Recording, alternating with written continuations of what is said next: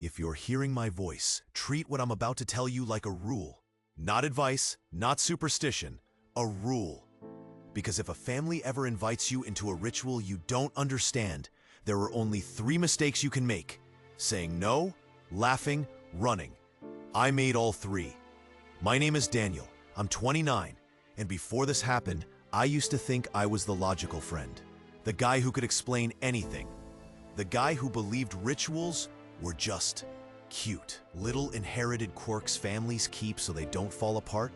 Blowing out candles, hanging stockings, tapping a doorframe for luck. I thought my girlfriend's family was like that. They weren't quirky.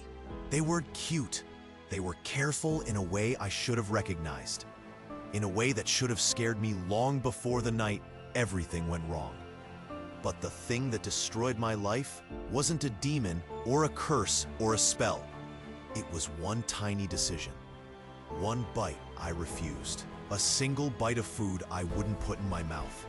I told myself I was setting a boundary. I told myself I was being respectful to myself. I told myself I was being brave. Instead, I opened a door I can't close.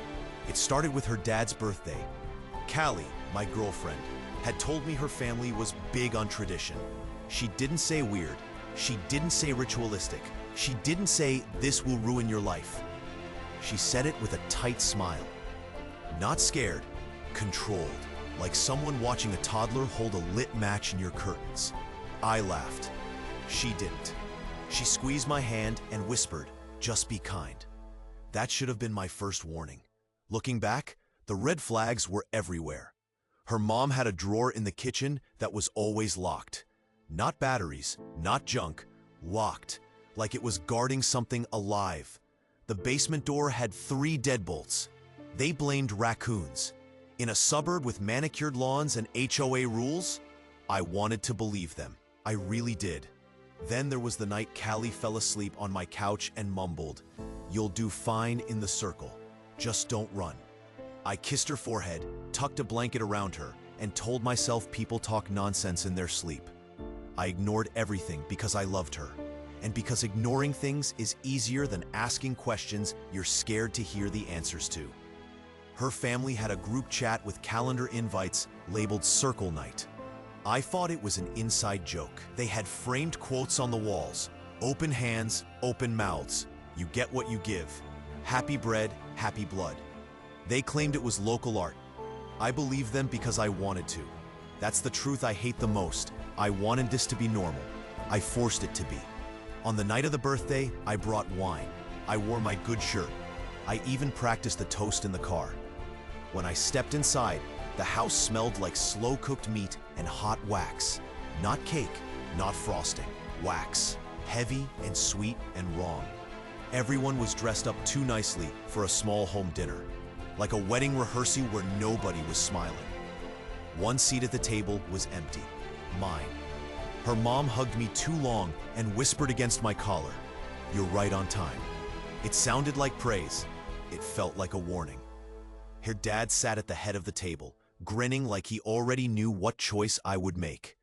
Then her uncle rolled in a tray under a polished silver lid. The kids were silent. No cartoons, no music, no dog. Just the microwave clock ticking, ticking, until the second hand hit 7 p.m. exactly. And everyone stopped talking at the exact same moment. Like a cord had been cut. The second hand trembled. I didn't breathe. Her uncle lifted the lid. It wasn't a cake. It was a tongue, huge, gray-pink, red at the base, still damp like it had been alive 5 minutes earlier. A pink birthday candle dripped wax down its ridges like tears. The entire family stood, hands clasped, eyes closed, and they started singing Happy Birthday. Not to her dad, to the tongue. That's the exact moment my old life ended. I expected laughter, a reveal, a punchline. No one laughed. Not even the youngest nephew. He stared like this was his version of blowing out candles. When the song ended, Callie squeezed my knee so hard I felt bone. Her dad leaned down and bit it. No knife, no slicing, just teeth sinking into raw meat. He chewed slowly, eyes closed, looking grateful. Then they passed it around. Grandma, her sister, her uncle, each taking a bite, each whispering something I couldn't hear. Then the tray reached me. Callie whispered, "Please, just one bite." And then I ruined everything. When the tray reached me, the candle flame flickered like it was reacting to me specifically. My hands went cold. My mouth filled with saliva the way it does before you're about to throw up. The smell rose off the meat in a heavy wave. Iron, rot, dentist office, something else I couldn't name. I whispered, "What is this?" Callie didn't answer the question. She just whispered, too quietly for the others to hear, "Do not make a scene. Just take a bite." It wasn't a suggestion. It was a plea. I shook my head, and that was when the entire room exhaled. Not in disappointment, not in anger, but in relief. Like this was exactly the answer they expected from me. Her mother's face hardened, all softness gone. She leaned forward and said, "In this house, we honor tradition." Her father wiped blood from his chin, stared right into me and said, "You don't leave a circle unfinished, son." Son, not affectionate, not familiar, more like a title, a claim. My chair scraped loud across the floor as I stood. The sound cut through the room like a scream. I said I was sorry. I said I couldn't do this. Callie grabbed my wrist with ice-cold fingers and whispered, "You really shouldn't leave. Not don't embarrass me. Not please stay." She said it like a warning. I waited for her to wink, or grin, or show a sign this was some bizarre family prank. There was nothing in her eyes but fear. So I left. I left the table. I left the house. I left the circle, whatever that meant.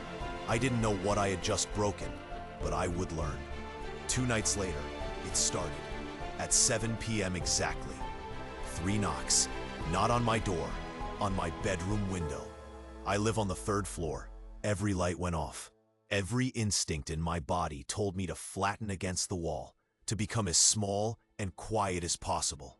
Then, 3 more knocks, slow, wet, like something heavy was being lifted and tapped against the glass, sticking for a second, then sliding down. My breathing became shallow. I told myself it was a prank. I told myself a bird hit the glass. I told myself anything that wasn't the truth. Because after the knocks came the sound. A chewing noise. Slow, deliberate chewing. Right outside my 3rd floor window. It lasted maybe 60 seconds. It felt like an hour. The next morning, the blinds stuck when I tried to open them. When I finally got them up, the glass was smeared with grease, wax, and something like fingerprints, but wider, flatter. More like the marks left by a wet tongue dragging itself downward. I checked the door before leaving for work. There was an envelope taped to it. No stamp, no return address. Inside was a napkin. Grease stains soaked through the fabric, forming a shape that looked like a tongue. And in shaky handwriting, "You left the circle unfinished." I called Callie, straight to voicemail. I left a message, then another, then a text with the photo of the napkin. Delivered. No response. I messaged her sister. She replied instantly with, "You weren't supposed to run." And then she blocked me. That night, I dreamed I was lying on my back. The silver tray was on my chest. The candle dripped hot wax onto my skin. The tongue slid off the tray, hit the floor with a wet slap, and began crawling toward me. Not slithering, not twitching, crawling. It didn't have a mouth, but I heard it clearly inside my head. A bite for a bite, a soul for a soul. I woke up with my jaw aching, like I'd spent the night grinding my teeth. On the 7th night, everything escalated. At 7 p.m. sharp, the power went out. My phone dropped to 10% instantly. Then the oven turned on by itself. The broiler fired up, flames glowing red like the inside of a throat. On my kitchen table sat a silver tray. I never heard the door, never heard footsteps, never heard anything. But the tray was there. The candle was already lit. The tongue already sweating grease down the sides. I didn't think. I ran. I didn't grab my wallet, didn't grab clothes, just sprinted down the stairs and into the cold night air like a man escaping a burning building. I drove until the highway blurred, checked into a cheap motel with cash, blocked the peephole, shoved the dresser against the door. I did everything they do in horror movies. It didn't matter, because at 7 p.m., it found me again. 3 knocks on the motel window. Slow, wet, and then the chewing. I couldn't stay in the room while hearing it. I locked myself in the bathroom, sat in the tub like it could protect me, covered my ears, closed my eyes. It didn't help. You can't block out a sound that feels like it's chewing inside your skull. The next morning, I bought a cheap security camera from a hardware store and set it up facing the motel window. I needed proof. I needed anything that made me feel like reality still applied to me. At 6:59 p.m., the red recording light blinked on. At 7 p.m., the screen flickered white, just a flash, then filled with 3 seconds of static. When the picture returned, there were fresh smears on the glass, and the audio under the static, you could hear humming. Slow, distorted, just the melody, no words. Happy birthday. Dragged out, wrong, like someone humming through a mouthful of meat. I took the glass out of the window frame the next morning, checked for prints, cracks, anything. There was nothing. Nothing except a faint smell of iron, wax, something greasy and sour, like uncooked fat left out too long. I sat on the floor and tried to convince myself this wasn't real, that it was a sleep-deprived hallucination. Then, someone knocked on my motel door. Not 3 knocks, not slow, not wet, just a normal, impatient knock. I opened it. A police officer stood outside. Someone, I still don't know who, had called in a disturbance. Loud noises, possible fight. He inspected the window streaks, looked at me, did the same concerned professional face therapists do. Then he said, "Sir, this looks like condensation. Probably someone drunk outside." I asked him how a drunk person climbed to a second-story window. He ignored the question, wrote "no suspect found" on his clipboard, left a pamphlet about motel safety. He wouldn't look me in the eyes when he handed it over. I tried going to a church next. I'm not religious, but at that point, I would have burned sage, drawn symbols, prayed to any alphabet of gods if it meant getting one night of peace. I sat at the back, staring at rows of flickering candles. Something about the flame made me feel grounded until my eyes drifted to the front. A pink candle stub sat in a metal holder near the altar. Same color, same size, exactly like the ones from Callie's house. I stood up so fast I nearly knocked the pew over. A priest approached me, asking if I was okay. I told him I needed help with something old, something that wouldn't stop following me. He folded his hands and said, "Some circles are older than sanctuaries." I didn't understand. Then he offered me communion, bread and wine. I declined. The temperature in the room shifted, subtle at first, like the air exhaled. But my spine tightened instantly. Something about refusing food now felt dangerous. I left without taking anything, without offering anything. A therapist was next. I told her the story in the calmest voice I could manage. Every detail, every knock, every smear. She wrote notes, so many notes.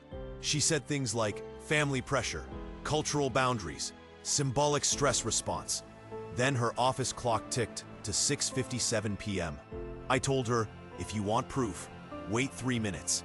She smiled politely, said, "We can always extend the session." At 7 p.m., 3 knocks hit her office window.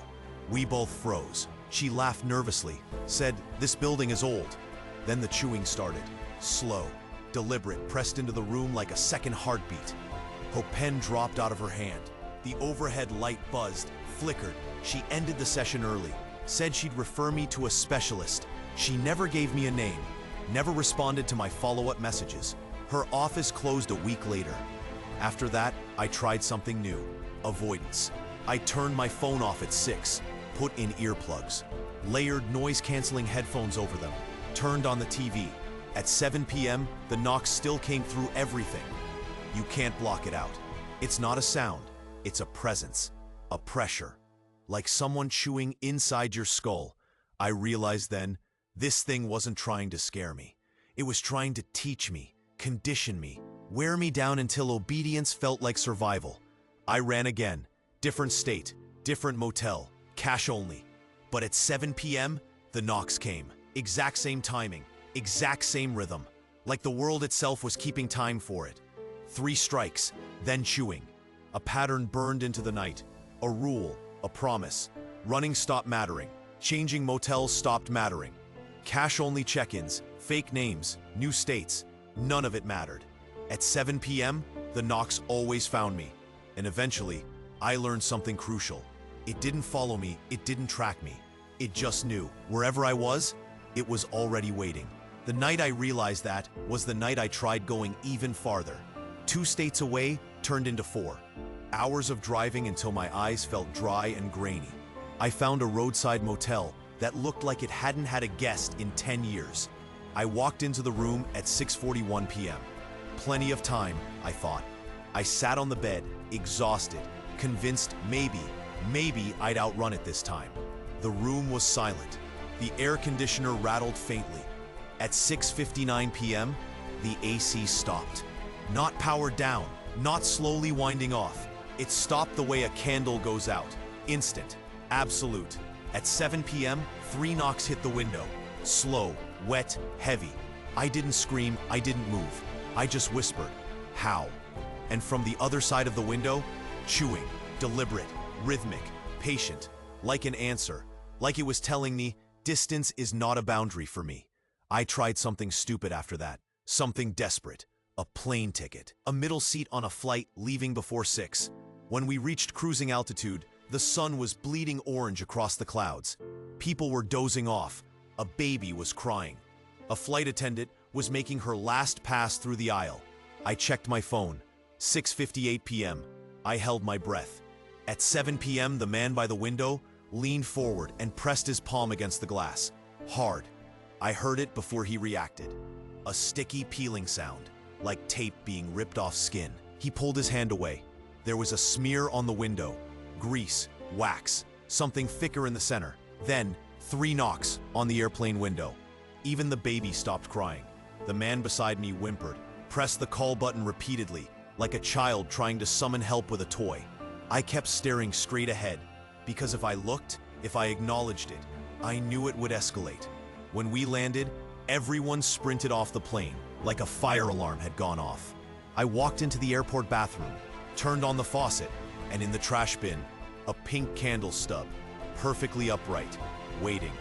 The panic that settled in after that was different. It wasn't fear, it was understanding. I realized I couldn't outrun it, outsmart it, ignore it, fight it. This wasn't a thing in the walls or a creature at the window. This was a ritual, a rule, a system, something old, something hungry that recognized me the moment I refused to join their circle. And now it was teaching me its own rules. I tried turning to things people swear by. Salt circles, white candles, incense, prayers from religions I didn't even belong to. All of it, useless. One night I poured salt around my entire bay, made a perfect circle. At 7 o'clock p.m., I heard something drip from the ceiling. Soft, plops, sticky. When I looked, wax was falling through empty air. Pink wax. It dripped onto the salt, made it clump, break. Then, 3 knocks. Harder this time. The message was clear. It respected its circles, not mine. The vent was the next thing. I sealed it with tape, plastic, cardboard, anything I could find. At 7 o'clock p.m., a voice came through the thin motel wall near it. A whisper shaped like breath, but heavier. It said my name, slow, drawn out, learning the syllables with its tongue. Daniel. Then, open the door. I pressed my hands over my ears so hard my head throbbed. It didn't matter. You don't hear it with your ears. You hear it with your mind. One night, after days of running and not sleeping, I felt something snap inside me. Not bravery, hopelessness. The kind of exhaustion where the idea of surrender feels like relief. I moved the dresser, unlatched the chain, unlocked the door. At 6:59 p.m., I sat on the bed. At 7 o'clock p.m., the knocks came. 3 soft, confident taps. I didn't answer. The door opened an inch. The air changed instantly, heavy and old, like a cellar left sealed for decades. Something slid across the floor. Not walking, not dragging, sliding. The candle on the room's table lit itself, a pink flame, tall and unnatural. The bed dipped beside me like someone sat down. A cold, slick pressure touched the back of my neck, then slid to the corner of my mouth and pressed, just enough to encourage, just enough to ask, open. I didn't. It waited, hovered, pressed again. I stared at my hands in my lap and didn't move, didn't breathe, didn't blink. Finally, it whispered, "Make a wish." I didn't respond, and eventually, it withdrew. The door shut on its own. The lock turned. The chain lifted and clicked into place. No knocks came that night, but the next night, they were twice as loud and twice as angry. I realized something terrifying then. It wasn't asking for obedience. It was asking for permission. And permission comes from your mouth, your voice, your breath, your bite. The circle wasn't a bonding ritual. It was a contract, and I had broken it. After the night I opened the door, things got worse in a way I didn't think was even possible. Because the next night, at 7:00 p.m., the knocks didn't come from the window. They didn't come from the vent. They didn't come from the door. They came from inside the room. 3 knocks on the closet door. Slow, wet, close enough that the vibration rattled the metal hangers inside. I froze. My heart didn't race. It stopped, like the sound reached inside my chest and held it still. I backed up until my shoulders touched the wall. The closet door rattled gently, like something on the other side was tapping with its knuckle. Then, the chewing started. Soft at first, then louder, like it was right there, just a few feet away. I held the motel key in my fist, like a toy weapon, like it would help. And then, the doorknob on the closet began to turn. Slow, deliberate, not forced, patient, as if it had all the time in the world. I whispered, "No, no, no, no," but that was the mistake. A voice whispered back through the tiny crack in the doorframe. "We heard you." I bolted out of the room barefoot without even grabbing my car keys. I didn't look back, didn't check the closet. I ran down the hallway, out the emergency exit, into the parking lot. I hid behind a dumpster like a scared animal until sunrise. But here's the part that really broke me. When I finally got the courage to go back at dawn, my closet door was wide open, and inside the room, on the carpet, someone had arranged a trail of wax strips, leading from the closet, to the bed, to the door and back, over and over, a loop, a circle, a message. Finish it. That was when I realized something horrifying. It wasn't confined to windows or walls. It wasn't bound to 7. It wasn't a visitor. It was inside the ritual. And the ritual wasn't tied to the family. It was tied to me. I didn't break a rule. I became one. For a while, I tried to pretend life could continue. I ate at odd hours, showered in silence, stopped talking to anyone after 6 p.m. But one night, around 3 a.m., the wall across from my bed started bulging. At first, I thought it was water damage, but then it pulsed, breathed. I could hear chewing inside the wall. And then something pushed from the other side, hard enough to bow the drywall outward like a bubble ready to burst. I grabbed my bag and left the room again. Didn't even pack. I just ran. Again. I found a new motel. This one cleaner, brighter, 2-story with people around. The kind of place you'd think was safe.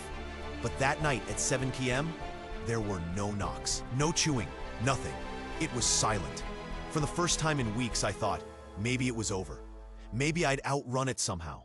I even laughed, a shaky, broken laugh. But then I noticed something. The bathroom light was on. I hadn't turned it on. The door was cracked open just enough to see a sliver of the mirror, and on that sliver, something moved. Not my reflection. Something behind me. I spun around. Nothing. I looked back at the mirror, and there was a message written across it in streaks of wax. Mouth open while you laughed. My knees almost gave out, because it was right. I had laughed, and for one moment, my mouth had opened wide. That's all it took. From then on, it stopped knocking. It didn't have to. It had access. Sounds came from vents, drains, the space under the bed, chewing behind the mirror, whispers through power outlets, the clicking of a tongue behind the TV screen and under the carpet. One night, I tried to sleep with noise-canceling headphones on. At 7 p.m., they went silent, like the battery was drained instantly. And through the foam ear cups, I heard, "Daniel, are you listening?" I threw the headphones across the room. They skidded to a stop near the door. And then, very slowly, the left ear cup turned itself toward me, like something inside wanted to hear my breathing. I stopped trying to understand what it is, but I did learn something. It isn't hunting me. It's preparing me. It is teaching me rules by breaking them, testing me, waiting. For what? I don't know, but every night I feel it closer. Inside the walls, inside the mirrors, inside the air. inside me. Like it's already chewing, already tasting, already choosing. And every morning I'm still alive feels less like luck and more like mercy. The next morning I woke up to something worse than knocking, worse than chewing, worse than the streaks of wax or the whispering vents. I woke up to my own voice outside the motel door saying, "Daniel, open up, it's me." I froze in bed. The voice was perfect, identical, tone, breath, pacing, flawless, but the words weren't things I would ever say. "I'm cold, let me inside." I didn't move, didn't breathe. I listened as my own voice tried again. "You don't have to be scared of me, I'm you." Then the doorknob turned, not rattled, not jerked, turned, smoothly, like a hand already familiar with the weight of it. I leaned forward just enough to see the shadow under the door, 2 feet, bare, facing inward. My voice whispered through the crack at floor level. "You opened the door once, you can open it again." Something wet dripped onto the carpet. Once, twice, rhythmic, like saliva, or wax, or both. I didn't move. And then very slowly, the shadow bent. Lower, lower, until whatever was outside put its mouth against the bottom of the door. A wet sucking sound dragged across the gap, sniffing, tasting, learning me. Then it whispered, "You taste like fear today." Every hair on my body stood up. And then it laughed. My laugh. Perfect. Except it stretched the last note too long, like a broken recording rewinding itself. The shadow straightened. Footsteps walked away. Silence returned. I didn't leave the bed for 2 hours. When I finally built the courage to stand, I noticed something on the carpet. A perfect circle, drawn in dripping wax, right beside the door.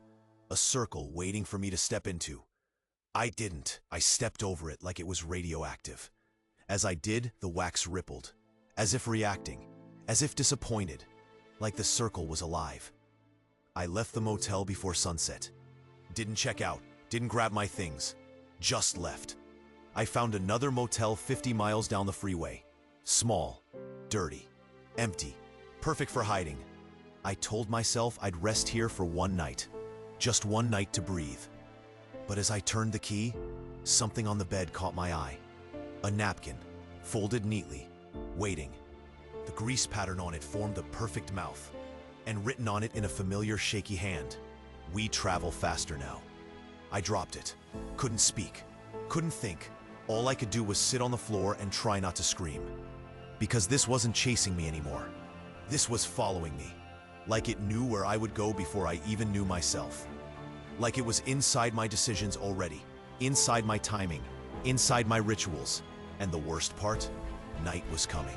The sun dipped. The room darkened. My hands shook. At 6:59 p.m., the lamp flickered.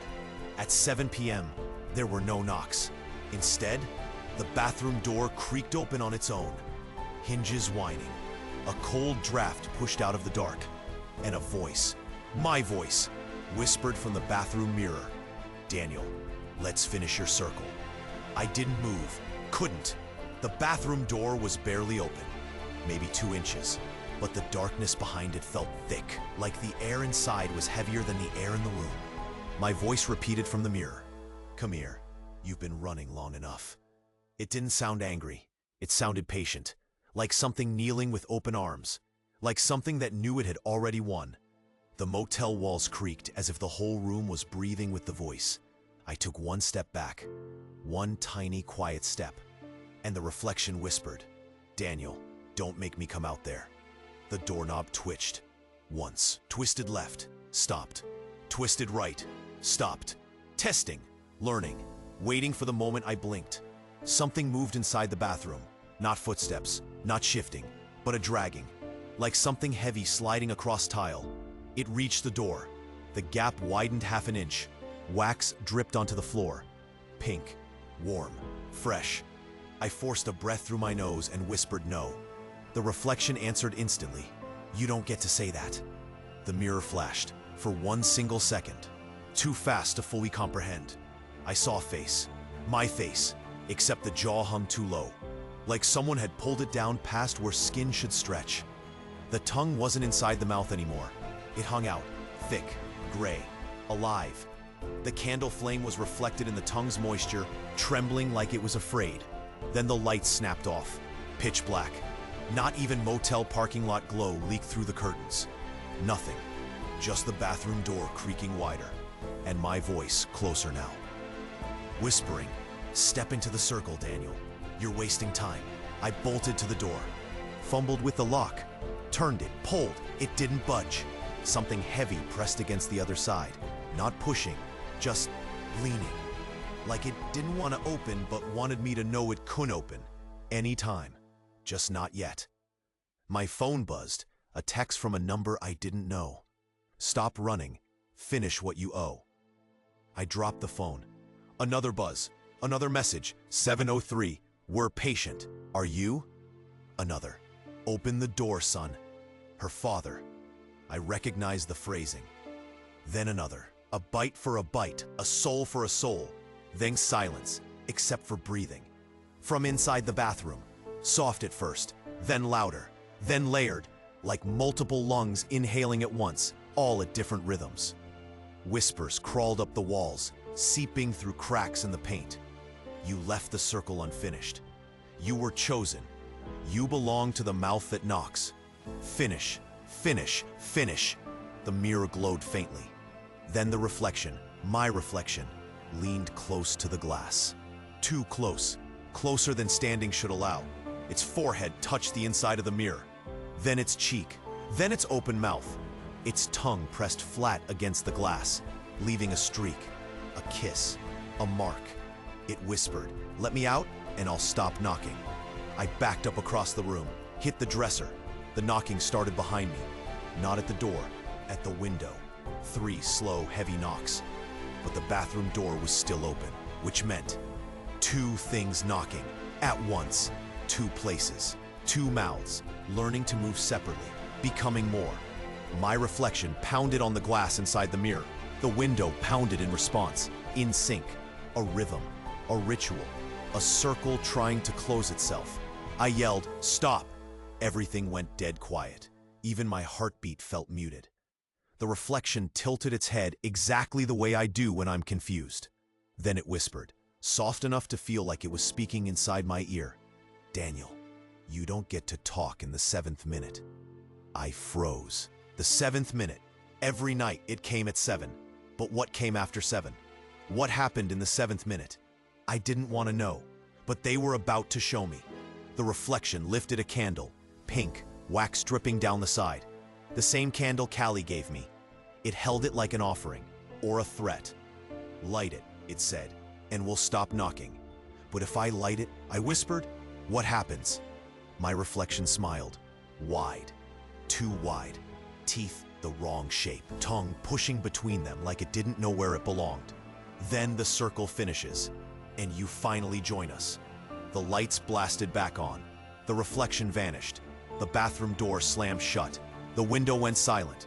But the candle, the real candle, was now on the motel nightstand. Pink, lit, waiting, and the flame bent toward me like it was breathing. The pink candle on the nightstand leaned toward me like the flame was trying to smell me.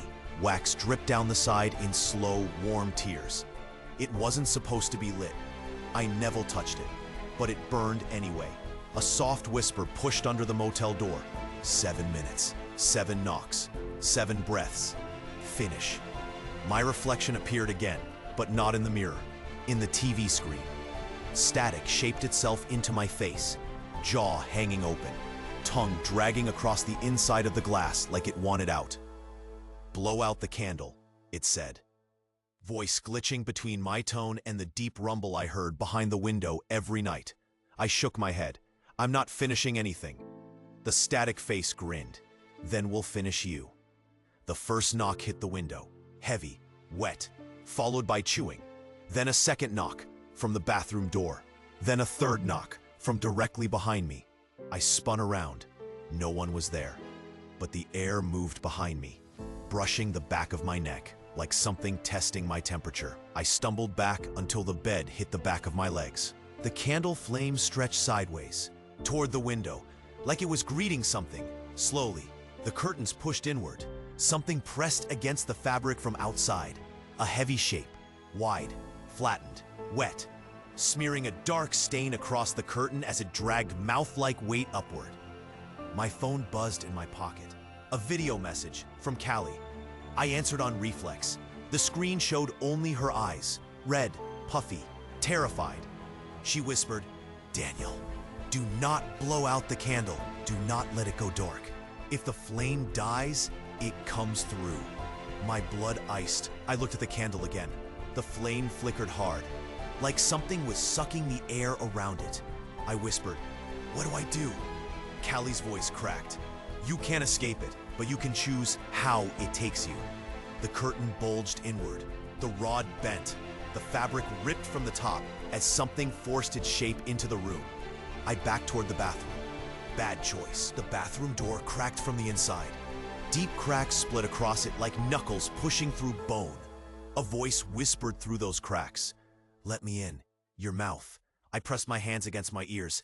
Didn't matter. It spoke under my hands, inside my skull. The candle hissed. The flame bent low, straining, struggling. And the static face on the TV screamed, "Blow it out!" And Callie screamed through the phone, "Don't." Both voices tore at me. Both wrong. Both right. Both traps. The curtain tore completely. Something slid into the room. Not a creature. Not a person. A mouth. A massive, flattened, gray-pink tongue dragging across the floor, leaving streaks of hot wax and blood in its wake. It lifted itself, not with limbs, but by pressing and peeling itself upward like a slug the size of a coffin. It slapped against the wall, then the ceiling, then dropped onto the carpet inches from my feet. The candle flame bent so hard, it was almost horizontal. It wanted to go out. Whatever this thing was, it wanted darkness. Callie sobbed through the phone. "Daniel, if the flame dies, you become its seventh mouth." The static TV voice snarled, "Let it in." The thing on the floor lifted its front edge. It wasn't a tongue anymore. It was opening, wider, wider, wide enough to swallow my head, wide enough to swallow me whole. A smell hit me. Birthday candles, rotting meat, old breath, and something sweet like a wish. Single thought punched into my skull from the creature. Make a wish and let me in. My knees buckled. My breath shook. I had two choices. Blow out the candle and let it cross fully into the room. Let it take control. Let it finish what I broke. Keep the flame alive and let it take whatever it wanted from me to stay full. A trade. A piece of myself forever. I whispered, "What do you want?" The creature's whisper flooded my head. A bite for a bite, a soul for a soul. A voice for a voice. My voice. It wanted my voice. It wanted me silent forever, so it could speak with my mouth. I grabbed the candle. The heat burned my palm instantly, but I held on. The creature surged forward, slapping against the bed, pulling itself up, opening wider. Finish the circle. I inhaled. One choice, 1 second, one ending. I shoved my burning hand toward the creature and slammed the candle into the center of its open mouth. Wax exploded. Flame flared bright pink. The creature shrieked. A wet, ripping scream. Its entire body convulsing like fire was pouring through veins it didn't have. The walls shuddered. The lights burst. The mirror cracked down the center. The bathroom door blew open with a bang, and everything went still. Perfectly still. The flame on the candle went out on its own. Soft, peaceful, a final sigh. Then, nothing. No knocks, no chewing, no breathing. Just silence. For the first time in weeks, I dropped to the floor. Candle in my burned hand. Phone buzzing unheard next to me. I don't remember falling asleep, but I woke at sunrise. The creature was gone. The wax was gone. Even the stains were gone. Only one thing remained. A napkin on the nightstand. Clean, white, perfectly folded. 4 words written in small, calm handwriting. Circle finished, for now. I checked out of the motel before anyone else woke up. Didn't speak. Didn't look at the window. Didn't touch the pink candle again. I drove straight through 3 states until the highway signs started looking unfamiliar. I kept going until my eyes burned and my nerves felt hollow. Somewhere around dawn, I stopped at a gas station. One of those tiny ones with a single sad pump and a bathroom key attached to a brick. I washed my burned hand in the sink. The skin still smelled faintly of wax. When I stepped back outside, the clerk, a bored woman with a nose ring and half a cigarette dangling from her mouth, held something out to me. A napkin, perfectly folded, like she didn't even realize she was handing it over. She said, "Someone left this for you." I froze, didn't take it, didn't move. She shrugged and set it on the counter. I forced myself to look at it. One line, careful handwriting. 7 days. Just that. No threats, no warnings, no instructions, just a countdown. The clerk waved me off, already turning away, already lighting her cigarette like none of this mattered. I picked up the napkin with shaking fingers. The corner was warm, as if someone had just been holding it, as if someone had been standing right behind her. I walked back to my car, locked the doors, exhaled. 10 seconds later, my phone buzzed from the passenger seat. A calendar notification. I didn't set it. I don't use reminders. It read, "Circle renewal, 7 p.m. Location, wherever you are." My throat closed. My burned palm throbbed. In the rearview mirror, behind my shoulder, I swear, just for a moment, I saw a smear on the glass. 3 streaks, wet, dripping, like someone had dragged their tongue across it. I wiped it away. It smeared thicker. I pulled back onto the highway. I don't know what happens in 7 days. I don't know what renewal means. All I know is this. I finished the circle, but the circle never ends. It only waits. And now, it's counting down. If you hear 3 knocks at 7, if you smell wax and blood, if someone leaves a napkin with your name on it, don't run, don't hide, don't breathe too loud. Just remember one thing. It finished with me. Next time, it might be starting with you.